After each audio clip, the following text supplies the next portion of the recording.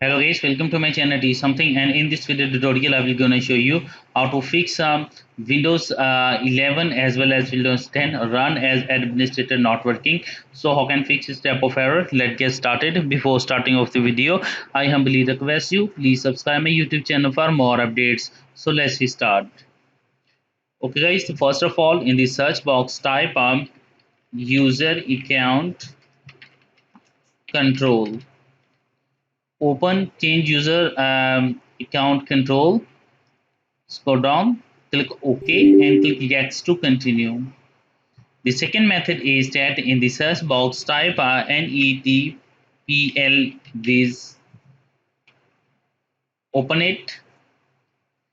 After doing this step, select it, go to your properties, click on group membership and make sure that is selected the administrator.